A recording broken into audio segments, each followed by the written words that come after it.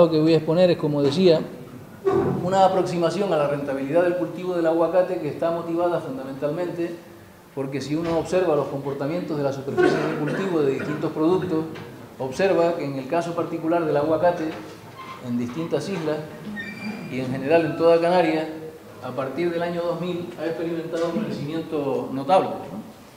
Y claro, normalmente los agricultores, cuando uno observa este comportamiento, si es un patrón que se continúa en el tiempo, responde a que encuentran por lo menos mejores márgenes de rentabilidad que en otros cultivos alternativos. Por lo tanto, merecía la pena intentar aproximar esos márgenes de rentabilidad. Esa fue un poco la razón de ser del trabajo. Saben que ahora mismo la isla con más superficie cultivada es precisamente La Palma, que tiene casi 600 hectáreas de acuerdo con los últimos datos disponibles. Luego Tenerife tiene alrededor de 400 y Gran Canaria algo menos de 200. Esas son las islas con más superficie cultivada, ¿no? De hecho, en el caso de La Palma, saben ustedes que sobre todo en la zona del oeste, en los municipios de Tijarafio, Los Llanos y El Paso, son los municipios con más superficie cultivada de todos los municipios de Canarias. Y ya digo, como es un cultivo que tiene una implantación importante y además en algunos de estos municipios se están haciendo nuevas plantaciones, pues nos parecía que merecía la pena hacer un análisis de rentabilidades que pudiera justificar las decisiones ya adoptadas o plantearse para algún otro agricultor la decisión de sustituir otro cultivo en caso de que agronómicamente fuera factible. Bien, pues la aproximación que nosotros hacemos a la rentabilidad del cultivo tiene, como todos los análisis de rentabilidad, dos partes: una evaluación de costes y una evaluación de ingresos, y normalmente en el caso particular de los productos agrarios, la evaluación de costes es la que más dificultades encierra, sobre todo porque hay muchos más elementos que generan extraordinaria variabilidad en esos costes. Desde ese punto de vista, nosotros nos planteamos no seguir un enfoque convencional que puede estar basado, por ejemplo, en las partidas de gasto reflejadas en los balances contables, y a partir de ahí se deriva un coste unitario que dice poco más que la cifra que se obtiene, de tal manera que es muy difícil saber cuáles son los elementos que generan el coste y sobre los cuales se puede actuar si uno quiere reducirlo.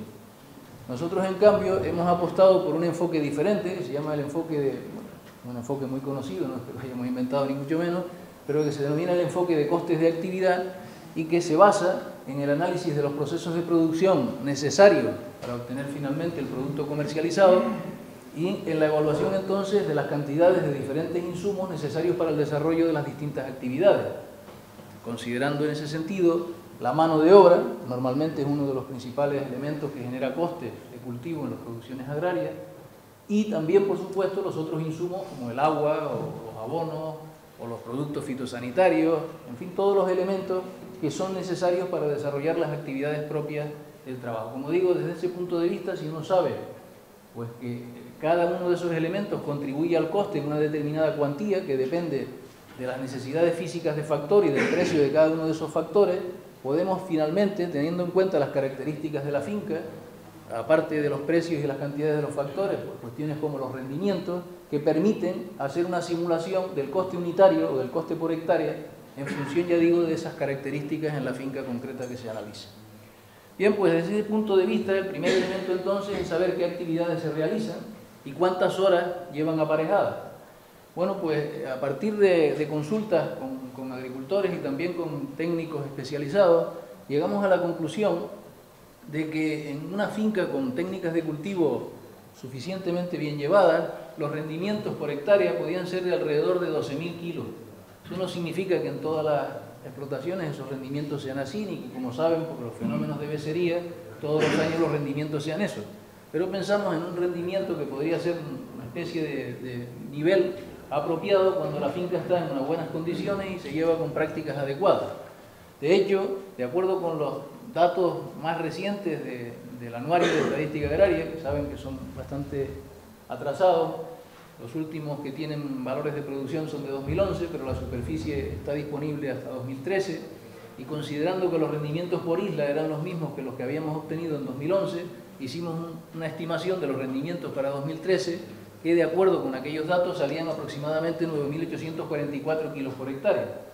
Teniendo en cuenta que ahí pueden estar incluyéndose explotaciones en las que el aguacate sea un cultivo marginal y las tareas, por tanto, no sean desarrolladas de manera óptima, y de acuerdo, ya digo, con el criterio de los técnicos, se consideró como hipótesis de partida el rendimiento, digo, de 12.000 kilos hectárea. De todas formas, luego lo podemos modificar, pero este es un elemento clave en la estructura de costes. Podemos luego hacer simulaciones cambiando ese rendimiento para ver cómo se alteran los costes de cultivo. Bien, pues para un rendimiento, como digo, de 12.000 kilos hectárea, que afecta fundamentalmente a las horas de recolección, en teoría son, no exactamente, pero se puede asumir que proporcionales al volumen recogido, nos salía más o menos unas necesidades de horas de actividad de 384 por hectárea, sin tener en cuenta las horas de actividad que se invierten en la preparación del terreno y en la plantación. Esas están consideradas aparte como un capítulo de amortización, pero estas son las horas, digamos, de mantenimiento del cultivo y de recolección.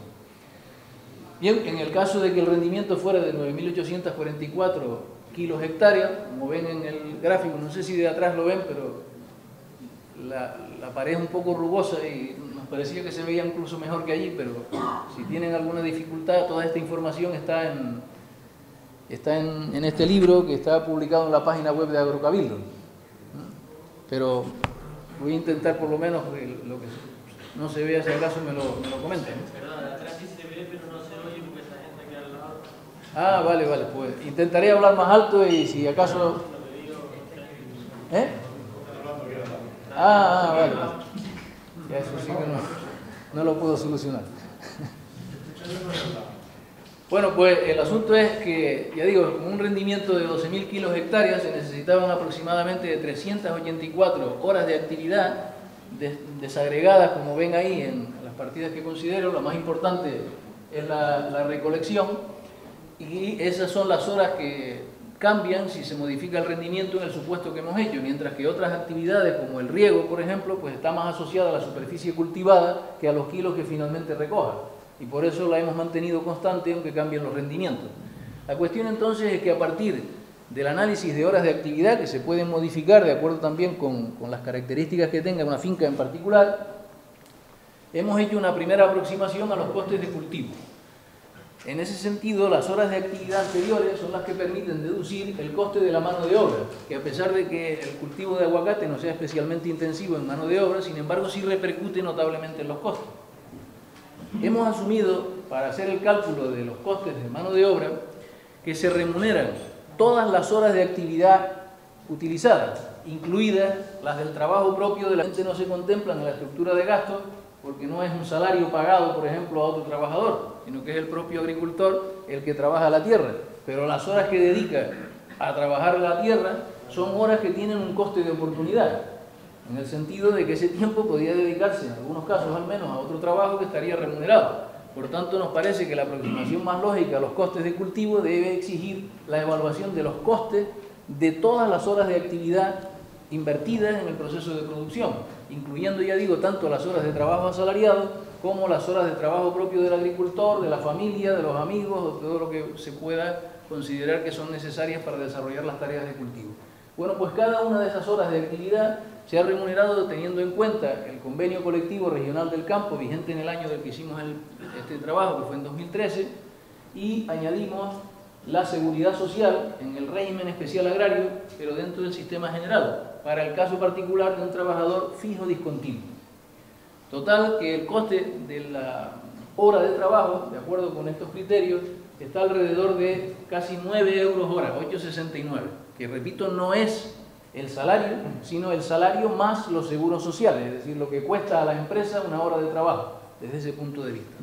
En este sentido, también habría que contemplar la posibilidad de que si la finca es pequeña y el trabajador autónomo, el que desarrolla todas las tareas, pague su seguro autónomo, de tal manera que, como el seguro autónomo puede ser asimilable a la cuota que paga por un trabajador fijo discontinuo en el régimen de seguridad social, los costes tampoco cambiarían tanto.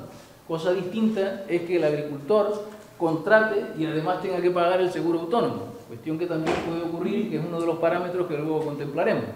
También es verdad que en el caso de que el agricultor no se dedique solo al aguacate, sino que tenga, por ejemplo, también plátano, pues no puede imputar el coste del seguro autónomo al cultivo del aguacate, sino que deberá ser en proporción a la superficie cultivada que tenga de uno y otro cultivo, ¿no? De todas formas, después podemos hacer, si quieren, simulaciones para ver qué pasa en función de las características particulares que tenga el agricultor que lleva la finca, ¿no? Bien, el caso en todo caso es, finalmente, fíjense que las 384 horas que habíamos comentado antes, a un coste unitario de unas 8,69 horas, dan un total superior a 3.300 euros por hectárea. Y con los rendimientos de 12.000 kilos hectáreas significarían casi 28 céntimos de euro por kilo de aguacate comercializado, ¿vale? Bien, el otro capítulo importante, voy a centrarme en el caso de 12.000 kilos hectáreas, porque en el otro, bueno, si son las mismas, no son exactamente las mismas necesidades de mano de obra, son algo menos, pero el salario es el mismo y por lo tanto el coste unitario simplemente aumenta un poco porque bajan los rendimientos. Pero decía que en el caso de 12.000 kilos hectáreas, que es el que tenemos en las dos columnas de la izquierda, los otros capítulos importantes dentro de los costes de cultivo son el agua y luego los fertilizantes, y luego comentaré alguno más. En el caso del agua, seguramente, seguro, con toda seguridad, los datos son extraordinariamente variables, tanto en términos de requerimientos de agua de riego como en precio del agua. Por tanto, esto no es sino una aproximación, teniendo en cuenta que en el caso, por ejemplo, de las explotaciones que hablábamos, los requerimientos podían variar desde 2.600 metros cúbicos hectárea hasta más de 6.000. Y entonces, teniendo en cuenta la ubicación de las distintas superficies, llegamos a un convenio en torno a 3.900 metros cúbicos hectárea como necesidades de riego que están utilizándose aquí. Luego los podemos modificar, quizá en algunas zonas de La Palma se necesite menos riego o más riego, lo podemos modificar luego. Y en cuanto al precio del agua, la variabilidad es todavía mayor. Quizá aquí está el precio a lo mejor en torno a 20-25 céntimos de euro, ¿no? por metro cúbico. En Tenerife está en 50, 60, en Gran Canaria puede estar hasta 70, puede ser incluso más alto, de tal manera que hay una gran variabilidad y lo importante, ya digo, no es dar una cifra fija, sino tener en cuenta que en función de la finca particular podamos ver qué genera el coste y podamos modificarlo, o si quieren, como digo, lo podemos hacer. Otra partida de fertilizantes o productos fitosanitarios fue deducida a partir de la información que nos proporcionaban los técnicos, según los requerimientos de los productos utilizados y la cantidad y los precios unitarios de estos productos, se llegó a la evaluación que ven ustedes ahí en la transparencia. Y luego me gustaría comentarles sobre todo dos capítulos, que son el capítulo de amortizaciones, por un lado, y luego el de renta de la tierra. En el caso de las amortizaciones, bueno, la mayor parte de las superficies de cultivo de aguacate son al aire libre, por lo tanto solo hemos considerado la instalación de riego, también la preparación del terreno. La instalación de riego la valoramos de acuerdo con los impresos que salen en las solicitudes de ayuda para financiar las inversiones.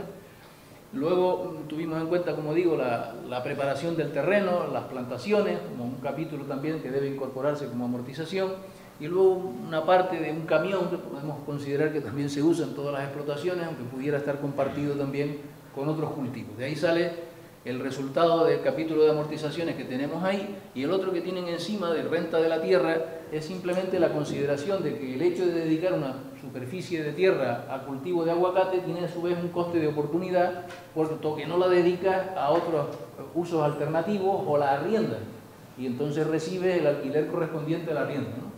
Desde ese punto de vista nosotros hemos manejado ahí un precio de arrendamiento que podía ser de 1.500 euros hectárea, pero que sabemos que también depende mucho de la zona de ubicación de la parcela.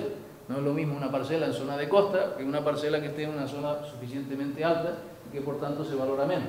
Pero son, ya digo, parámetros que podemos modificar. El caso es que con todos estos supuestos, ya digo, amparados no en nuestro conocimiento de las superficies de cultivo o de las técnicas de cultivo, sino de lo que nos decían los agricultores y los propios técnicos, y que seguramente aquí podremos modificar para ajustarlo mejor a las características de las explotaciones particulares, resultaba que por hectárea cultivada nos salía un coste de cultivo total a salida de finca superior a 11.000 euros, lo cual quiere decir que el coste por kilo, si los rendimientos son de 12.000 kilos hectáreas, estaría en torno a 92 céntimos de euro por kilo.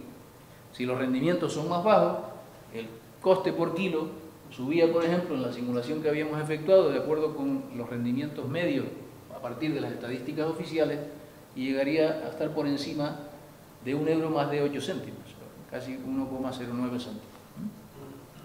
Bueno, pues un enfoque similar se ha utilizado para derivar los costes de empaquetado. En este sentido, muchas veces es bastante complicado saber cuáles son las necesidades de mano de obra para empaquetar, por ejemplo, para manipular una tonelada de aguacate. Sobre todo porque en los empaquetados que visitamos estaban sobre todo dedicados también al plátano, y por lo tanto era difícil separar las horas de actividad dedicadas al empaquetado de aguacate y las dedicadas al empaquetado de plátano. Pero a partir de la consulta con los técnicos del empaquetado, llegamos a la aproximación de que aproximadamente 1 tonelada de aguacates manipulado en el empaquetado requeriría una hora de trabajo de 4 operarios, aproximadamente. Y este es el supuesto a partir del cual pues hemos sacado los costes de mano de obra, asumiendo también en este caso que la hora de trabajo en el empaquetado se remunera de acuerdo con el convenio de empaquetado y también sumándole los seguros sociales, en este caso en el régimen general. Eso daba lugar a un coste unitario, es decir, un coste laboral para la empresa por hora de trabajo de alrededor de 10,17 euros. De ahí salen los aproximadamente 4 céntimos de euro por kilo en mano de obra en el empaquetado. Pero el capítulo más importante en el empaquetado pues sobre todo la caja y en general la partida de materiales. Estamos considerando el coste no solo del cartón, sino también de la preparación de la caja, del colado, de los materiales que requieran, y luego también otros materiales para formar el pallet, etc. Teniendo en cuenta todos estos componentes, el coste unitario de materiales superaba los 16 céntimos de euro por kilo, casi 17, ¿no? Y estos eran los capítulos más importantes. Aparte hemos considerado capítulos menores como combustibles, agua y luz, y luego los transportes de la fruta, tanto desde la finca al empaquetado como desde el empaquetado al muelle o al punto donde se lleve la fruta, ¿no? Pero ya digo, esos son capítulos que tienen menor importancia, y otro capítulo que puede ser más o menos relevante en función de las dimensiones, sobre todo del empaquetado, que es la amortización, pero también de los kilos producidos. El dato que a nosotros nos sale ahí de amortización es relativamente bajo, porque se trata de, bueno, tomamos como ejemplo un empaquetado que tenía volumen de manipulación de fruta a lo largo del año de más de 11 millones de kilos, no de aguacate, sino sobre todo de plátano, y entonces simplemente la amortización del empaquetado la asignamos por kilo empaquetado, asumiendo que la amortización corresponde tanto a los kilos de plátano como de aguacate, pero de acuerdo con las proporciones relativas, ¿no? Bien, y finalmente hemos incorporado un capítulo de administración que, bueno, es simplemente la mano de obra, pero no en empaquetado propiamente, sino en gestión del empaquetado. También hemos contemplado ahí para el empaquetado que les decía que sirvió de modelo y que, de acuerdo con esa estructura grande que tiene de un volumen alrededor de 11 millones de kilos, la gestión por kilo pues no representa tal magnitud, ¿no? Bueno, evidentemente a partir de todas estas cuantías sale un coste total en empaquetado que no llega a 26 céntimos de euro por kilo. En el caso de empaquetado tradicional, es decir, en cajas de 4 kilos, ¿vale? Otra cosa es el empaquetado, por ejemplo, que se hace para los supermercados. En ese caso son cajas de plástico, y en el caso concreto que nosotros analizamos, teniendo en cuenta los costes de empaquetado y luego la distribución ya hasta la entrega al supermercado, el coste total se elevaba bastante hasta 72 céntimos de euro por kilo.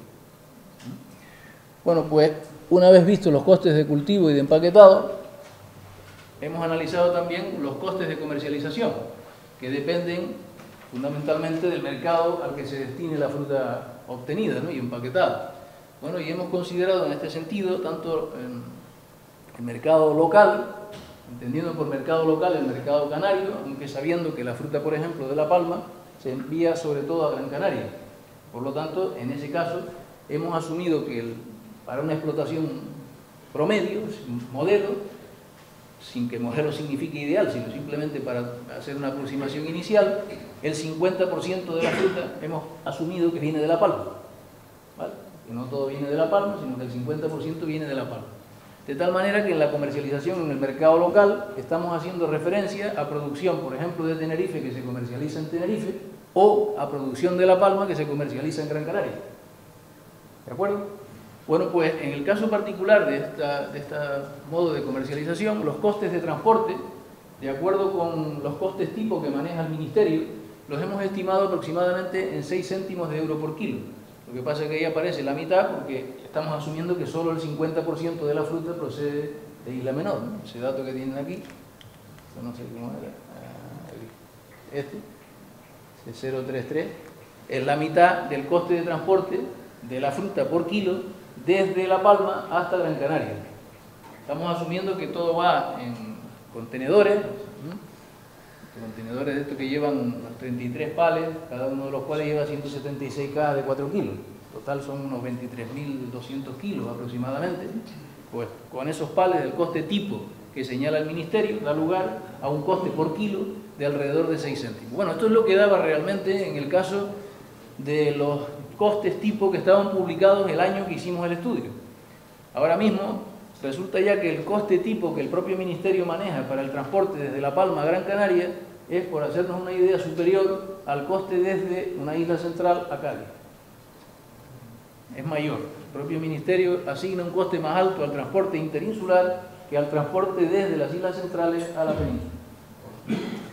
Entonces, en el caso que estamos contemplando nosotros, en el año que manejamos esta información, el coste de transporte a Cádiz, de acuerdo con esos costes tipo, estaba alrededor de 7 céntimos de euro por kilo, mientras que el coste de transporte a Europa, de acuerdo con lo que nos comentaban los exportadores, pues ese contenedor modelo que estamos manejando podía costar alrededor de 2.500 euros, lo cual ya elevaba un poco el coste unitario alrededor de 10,7 céntimos de euro por kilo.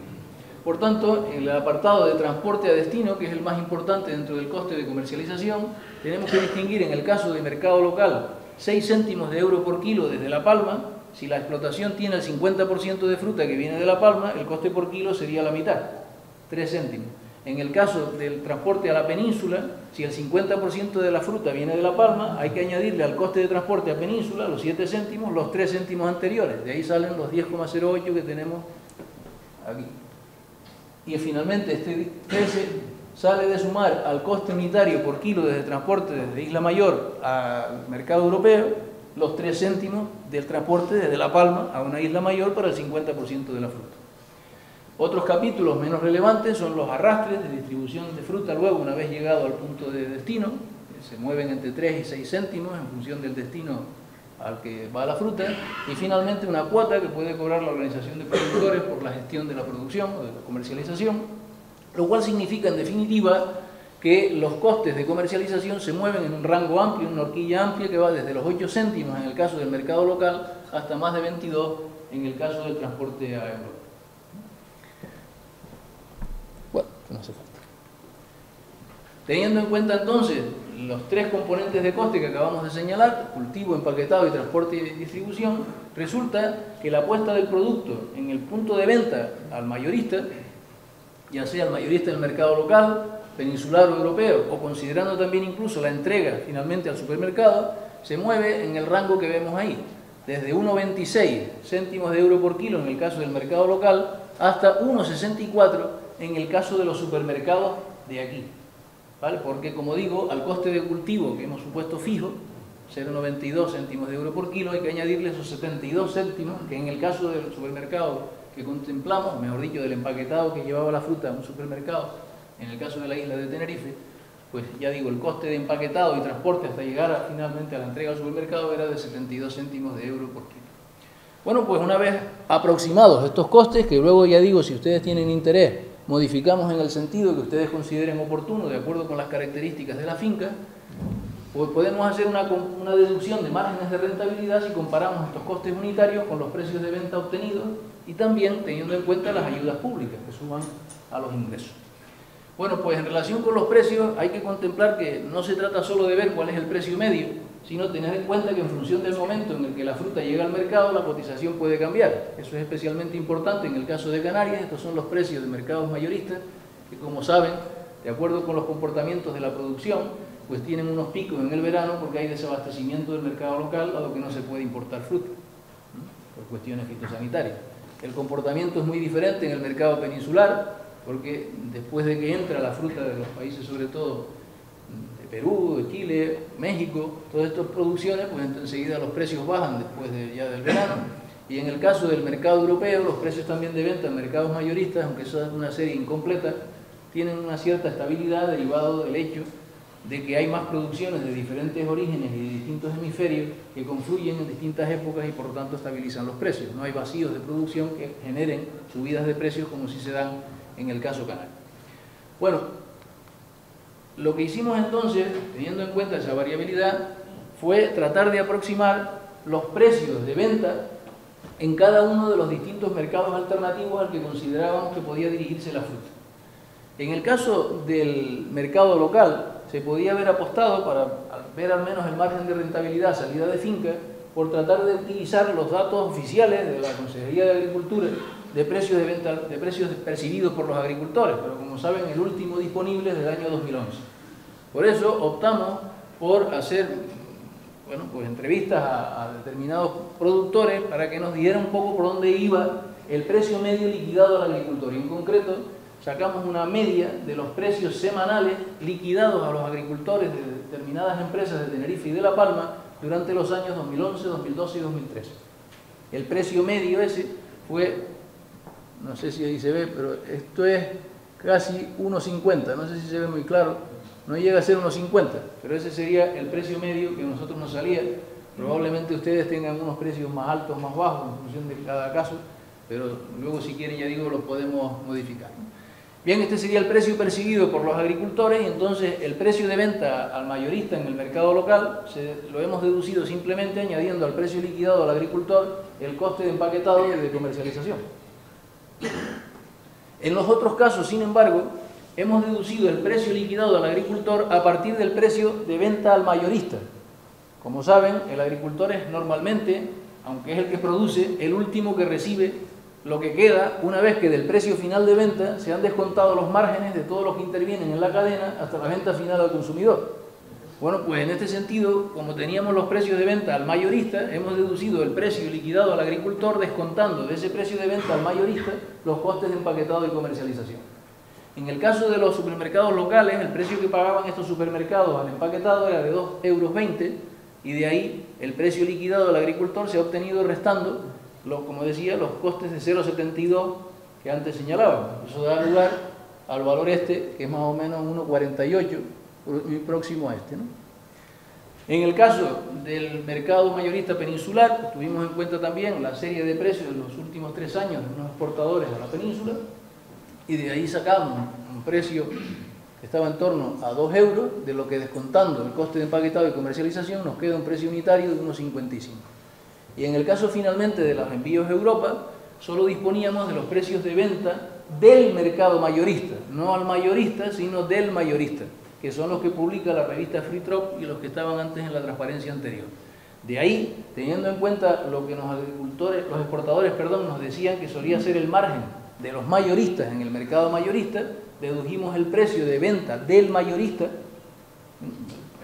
al mayorista, y del precio de venta al mayorista, descontando los costes de empaquetado y comercialización, llegamos al precio liquidado al agricultor, que sería aproximadamente. Como ven, en cualquiera de los casos está alrededor de 1,5 €.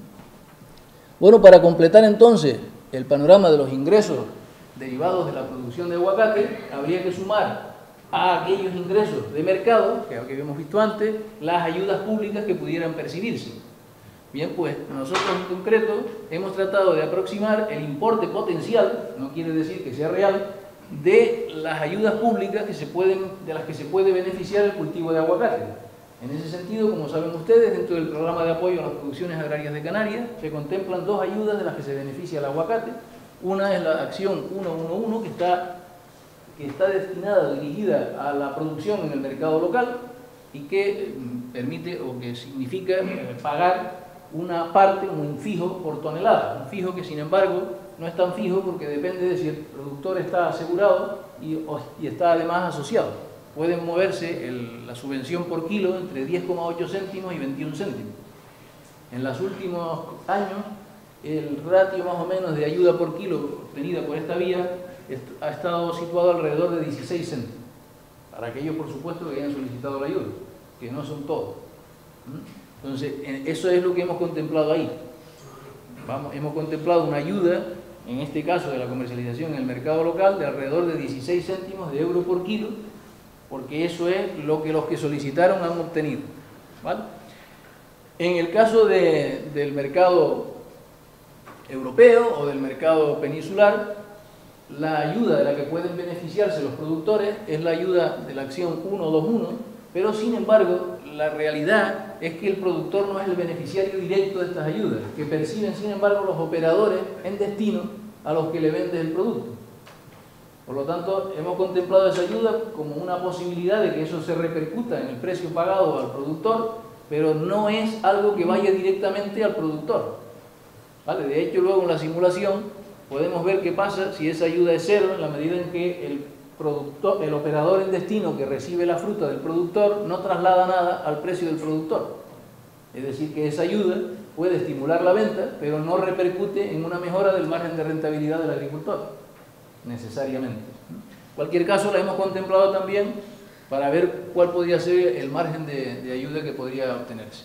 Y además de estas dos ayudas contempladas en el POSEI de toda la vida, ¿no? Bueno, digo POSEI de toda la vida el nombre nada más, hay otras dos ayudas importantes que están fuera de la perspectiva comunitaria que ampara este programa de apoyo a las producciones de Canarias, que son las ayudas al transporte de carácter estatal, ¿no? Hay por un lado una ayuda al transporte interinsular, especialmente importante en el caso de La Palma, por ejemplo, y luego hay otra ayuda al transporte fuera de Canarias, y tanto en una como en otra, en el caso de la ayuda interinsular se dice que se puede subvencionar hasta el 100%, en el caso del transporte a la península o al mercado europeo se dice que hasta el 50%, con el tope de transporte hasta Cádiz. La realidad es que el porcentaje del coste de transporte que es objeto de subvención que se está pagando a los agricultores ha sido muy inferior a la que la normativa permite, y hemos contemplado aquí lo que en los últimos años se ha pagado, que ha sido aproximadamente el 26% del coste de transporte subvencionado. O sea, en el mejor de los casos, la mitad de lo que se podía pagar, en el mejor de los casos. Bueno, pues, teniendo en cuenta este grupo de ayudas públicas, esto es una aproximación a esos márgenes de rentabilidad. Si les parece, nos centramos en el caso de que los rendimientos sean de 12.000 kilos hectárea, y luego en la simulación podemos hacer los cálculos que deseemos, ¿no? Con los precios que aparecen ahí, ¿no? Los precios de salida de finca, el margen sin ayuda, de acuerdo con el coste de cultivo que habíamos contemplado antes, estaría en torno a 50-60 céntimos. De tal manera que es de los pocos cultivos que, si la finca tiene las características que hemos hecho en nuestra simulación, sería rentable, tanto en el mercado local como en el mercado peninsular o incluso en el mercado europeo, ¿no? Y si sumamos las ayudas públicas, ya digo, este dato sobre todo, bueno, perdón, son datos inflados porque estamos asumiendo que la ayuda que realmente perciben los operadores en destino está siendo trasladada a precio en el caso de los productores de Canarias, y eso no siempre es así, yo diría que casi nunca. Por lo tanto, de este margen, siendo realistas, habría que quitar probablemente buena parte de la ayuda, que es alrededor de un 10%, 13% del precio. O sea que habría que, de alguna forma, los márgenes probablemente no lleguen a los 90 céntimos que estoy diciendo ahí, porque no creo que se traslade todo, esa prima al operador que compra la fruta canaria, no creo que lo traslade todo a precio pagado al productor. Puede que traslade una parte y podemos incluso suponer que no traslada nada. En cualquier caso, como digo, los resultados son que el cultivo es rentable, los euros por kilo de margen son relevantes y la ganancia por hectárea, de acuerdo con la hipótesis de rendimiento, pues podía moverse en ese rango de en torno a 9.000, 8.000 y pico euros por hectárea. En el caso, ya digo, ¿no? Bueno, tenía también una simulación del impacto para la economía en términos de renta y empleo, pero yo creo que quizá es más interesante que nos centremos, como decía, en la simulación de... Eso se ve fatal, ya lo sé, pero estuvimos intentando aquí... De atrás no se ve absolutamente nada, ¿no? Imagino que no. Bueno, la cuestión, lo que quiero más que nada, quizá incluso menos importante que la cifra, es que sepan ustedes que esta herramienta, que está colgada en el libro que aparece en la página web de Agrocabildo, permite adaptar las características que ahí señalamos como determinantes del coste y del ingreso y por tanto del margen de rentabilidad a cada finca en particular. Bueno, pues como decíamos antes, un elemento importante para modificar los costes, los ingresos y los márgenes son los rendimientos. Si modificamos aquí, si modificamos aquí los rendimientos, no sé si lo aprecian, ven que se van modificando los márgenes. Por ejemplo, si estamos en un año de becería, simplemente con que si los rendimientos fueran de 5.000 kilos hectárea, perderíamos, incluso con ayudas públicas, 1.300 euros por hectárea.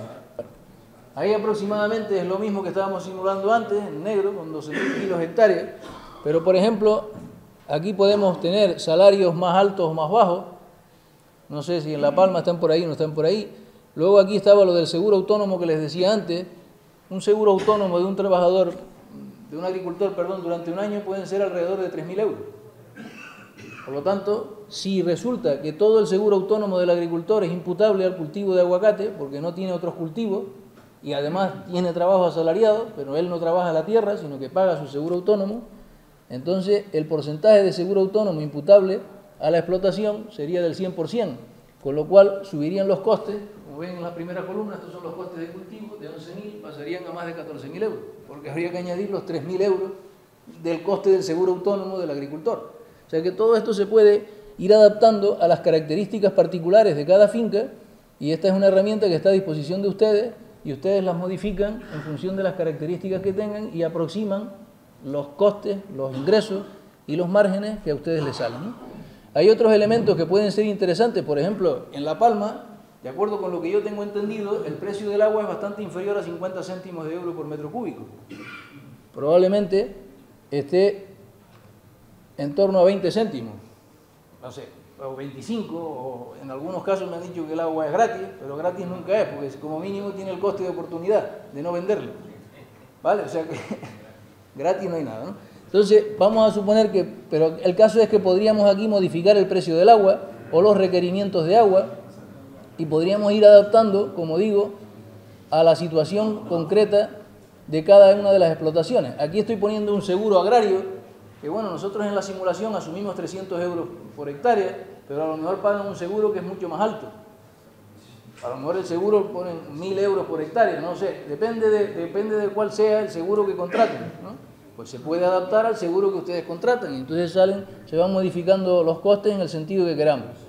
En las amortizaciones también podemos incluir, por ejemplo, el hecho de que tenemos que estar varios años esperando hasta que el aguacate empiece a dar fruto.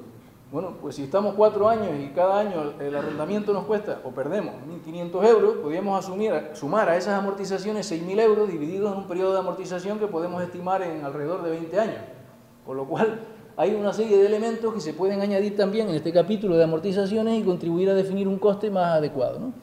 Estos serían los elementos que hemos considerado como elementos de coste, aparte de los costes de transporte entre islas, península y Europa que les comentaba antes y que se han ido modificando. Ya termino, Pedro, ya termino. Y luego, como última cuestión, ven que aquí debajo hemos considerado también los elementos que inciden en los ingresos para reducir los márgenes, tanto los precios como las ayudas, ¿vale? De modo que podemos deducir, en este caso estamos hablando del mercado local. Bueno, pues fíjense que estas dos columnas de aquí son los márgenes. Obviamente, si el precio en el mercado mayorista local baja a 1 euro, ya estaríamos perdiendo dinero. Si sube